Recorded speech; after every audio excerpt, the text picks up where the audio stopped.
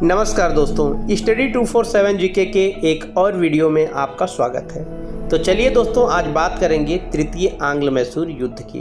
और हाँ, अगर आपने प्रथम और द्वितीय आंग्ल मैसूर युद्ध का वीडियो नहीं देखा है तो उसे प्ले लिस्ट में जाकर चेकआउट कर सकते हैं।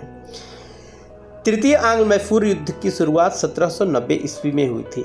इस युद्ध में एक तरफ टीपू सुल्तान तो दूसरी तरफ अंग्रेजी सेना का नेतृत्व लॉर्ड कॉर्नवालिस कर रहे थे। यह युद्ध 1792 ईस्वी में श्रीरंगपट्टनम की संधि के द्वारा समाप्त होता है। चलिए इस युद्ध के प्रमुख कारणों की चर्चा कर लेते हैं। बेसिकली यह युद्ध जो है त्रावणकोर राज्य और टीपू सुल्तान के मध्य एक छोटे से विवाद को लेकर शुरू हुआ था। चलिए इस युद्ध की विस्तृत चर्चा करने से पहले इस मैप पर एक नज़र डाल लेते हैं। इस मैप में ऊपर की तरफ मैसूर राज्य और नीचे की तरफ ग्रीन कलर से त्रावणकोर राज्य दिखाया गया है। बीच में ब्लू कलर से एक छोटा सा राज्य कोचीन है। त्रावणकोर के उत्तरी साइड में लाइन ऑफ त्रावणकोर को दर्शाया गया है, जो कि येलो कलर की लाइन है। लाइन ऑफ त्रावणकोर, जिसको नेबूत कोटा भी बोलते हैं, बेसिकली त्रावणकोर राज्य की दीवार बनाकर घेरेबंदी की गई थी। इसका निर्माण धर्म राजा कार्तिक तिरुकल द्वारा 1762 से 1775 ईस्वी के बीच में करवाया गया था। कहीं कहीं तो इस दीवार की ऊंचाई 50 फीट से भी ज़्यादा थी और यह करीब 12 फीट चौड़ी थी। इसके दूसरी तरफ खाइयाँ थी। खाई के अंदर कटीली झाड़ियाँ और जहरीले सांप तक छोड़े गए थे। यह करीब करीब 48 किलोमीटर लंबी थी।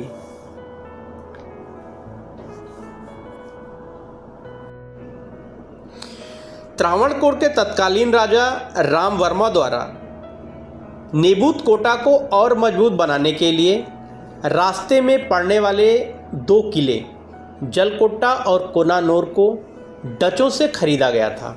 वो किले डचों के अधीन में थे। कहा जाता है कि वो किले विवादित थे। कोचीन राज्य की कुछ भूमि जो है उन किलों के अंदर आती थी। चूंकि कोचीन राज टीपू सुल्तान के अधीन था, जब जो है कोचीन के राजा द्वारा टीपू सुल्तान से शिकायत की जाती है तो टीपू सुल्तान त्रावणकोर के राजा को पत्र लिखते हैं और उस पत्र में जो विवादित जमीन के ऊपर किले का हिस्सा था उसको गिराने और युद्ध में बंद कुछ युद्धबंदियों और युद्ध के दौरान भाग गए कुछ शरणार्थियों को वापस लाने की बात करते हैं। लेकिन त्रावणकोर के राजा द्वारा इसको पूरी तरीके से अस्वीकार कर दिया जाता है। फिर टीपू सुल्तान को गुस्सा आता है और वो त्रावणकोर राज्य के विरुद्ध युद्ध छेड़ देते हैं। टीपू सुल्तान त्रावणकोर पर आक्रमण कर देते हैं। दीवारें काफ़ी मजबूत थी, उनको गिरा पाना बहुत ही मुश्किल था। करीब काफ़ी दिनों की गोलाबारी के बाद दीवार के कुछ कमज़ोर हिस्सों को गिरा पाते हैं और त्रावणकोर के अंदर प्रवेश कर जाते हैं। शुरुआत में टीपू सुल्तान को जीत मिलती है, लेकिन अंग्रेजी सेना जो है, जो कि त्रावणकोर राज्य की मित्र थी, वो जो है त्रावणकोर की मदद के लिए आ जाती है। पहले मीडो के नेतृत्व में अंग्रेजी सेना आती है। मीडोस को टीपू सुल्तान बुरी तरीके से पराजित करते हैं और वह वापस चला जाता है। 1791 ईस्वी में लॉर्ड कॉर्नवालिस इस युद्ध का नेतृत्व खुद करते हैं, जो कि उस समय गवर्नर जनरल थे। और वो जो है त्रिगुट गठबंधन के सहयोग से, जिसमें कि निज़ाम और मराठे भी थे, एक साथ टीपू सुल्तान पे आक्रमण कर देते हैं और वे जो है श्रीरंगपट्टनम तक पहुंच जाते हैं। टीपू सुल्तान अब युद्ध करने की स्थिति में नहीं थे। वो जो है अपने आप को असहाय पाते हैं और संधि करने के लिए विवश हो जाते हैं। यह संधि जो है श्रीरंगपट्टनम की संधि के नाम से विख्यात है।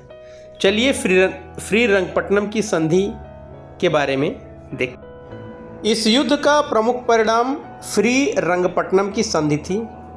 इस संधि के अनुसार टीपू सुल्तान को लगभग मैसूर राज्य का आधा राज्य छोड़ना पड़ता है, जो कि निज़ाम, मराठे और अंग्रेज़ों में बांट लिया जाता है। टीपू सुल्तान को 3 करोड़ 60 लाख रुपए अंग्रेज़ों को नगद देने पड़ते हैं। उस समय उनके पास 1 करोड़ 60 लाख रुपए तत्काल दिए जाते हैं। बाकी 2 करोड़ रुपए के बदले टीपू सुल्तान के 2 बच्चों को बंधक बना लिया जाता है। जब तक टीपू सुल्तान पैसा वापस नहीं करेंगे, बच्चे अंग्रेज़ों की कैद में रहेंगे। यह टीपू सुल्तान के लिए बहुत ही अपमानजनक संधि थी। Thanks for watching. आपको वीडियो कैसा लगा कमेंट्स में ज़रूर बताएं।